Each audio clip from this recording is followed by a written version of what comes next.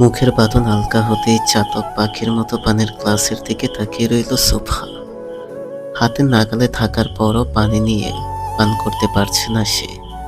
হাত দুটো এতটাই শক্ত করে বাঁধা যে কোনো সময় রক্ত বের হয়ে আসার উপক্রম হয়ে উঠেছে। দেখে দেখে ফুপিয়ে ফুপিয়ে কেঁদে উঠছে সে।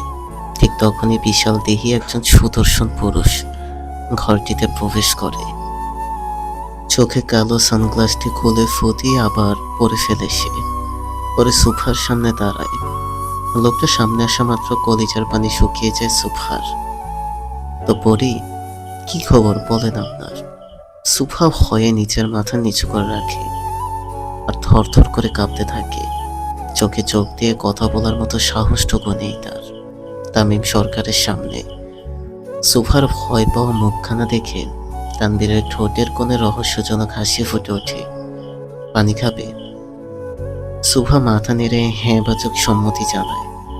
তানবীর সামনে থাকা পানির গ্লাসটি নিয়ে সুফার সামনে ধরে আর মুখ থেকে কাপড় খুলতে যায়, কিন্তু কাপড় না খুলে গ্লাসের পানিগুলো সুফার মাথায় ঢেলে দেয়।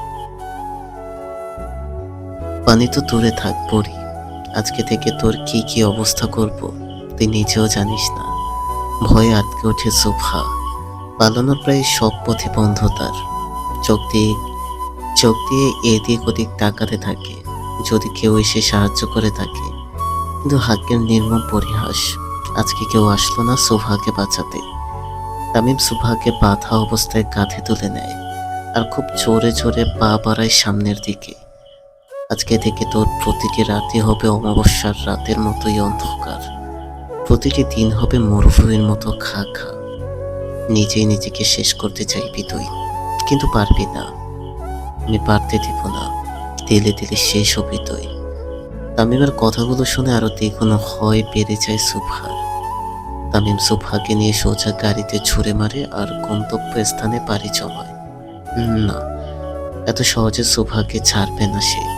সারা শহর খুঁজে বের করে সে সুফা প্রাণপণে চেষ্টা করে পালানোর,